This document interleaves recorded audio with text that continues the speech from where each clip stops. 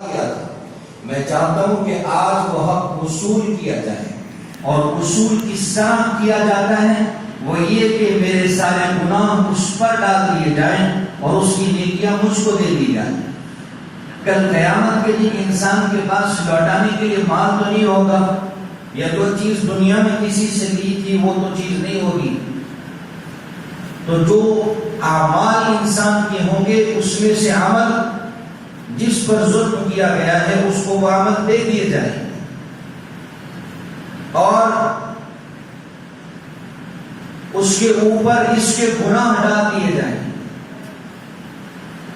میدان محشر میں اس شخص کو لایا گیا جو مظلوم تھا، جس پر ظلم کیا گیا تھا اور کسی نے اس کا حق مارا تھا۔ اللہ تعالیٰ سے جب وہ شخص مطالبہ کرتا ہے تو اللہ تعالیٰ اس شخص کو بلاتے ہیں جس نے ظلم کیا تھا، اور اس ظالم شخص پر اس کے تمام گناہ ڈال دیے جاتے ہیں اور اس کی تمام نیکیاں چھین لی جاتی ہیں۔ اب وہ ایک مفلس اور قلاش ہو چکا ہے، اور اب اس کو جہنم میں جانے کے علاوہ اور کوئی راستہ نہیں ہے۔ یہ بات اس کو بھی معلوم پڑتی جو مظلوم تھا، اور یہ بات اس کو بھی معلوم ہوگی جو ظالم تھا، جس نے ظلم کیا تھا۔ اللہ تعالیٰ مسلمانوں کے ساتھ کیسا معاملہ کرتے ہیں؟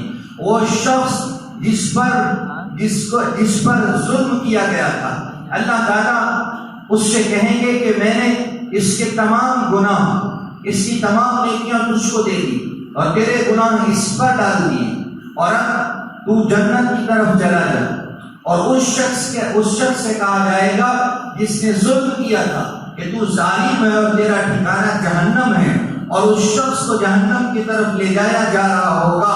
اتنے میں اللہ تعالیٰ اس شخص کو جس کی نیکیاں، جس کے گناہ اس پر ڈال دیے گئے ہیں، جو دنیا میں مظلوم تھا، اس کو اپنے قریب بلا کر کہیں گے کہ او فلاں سن، میں تجھ کو ایک خوبصورت چیز دکھاتا ہوں، کیا تو اس چیز کو دیکھے گا؟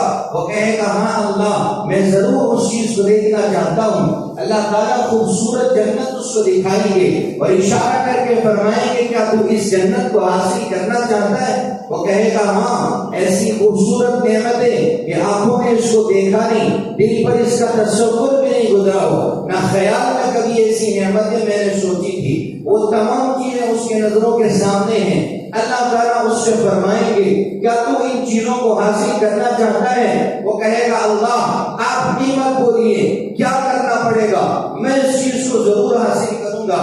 اللہ تعالیٰ اس سے فرمائیں گے ایک چھوٹی سی چیز، ایک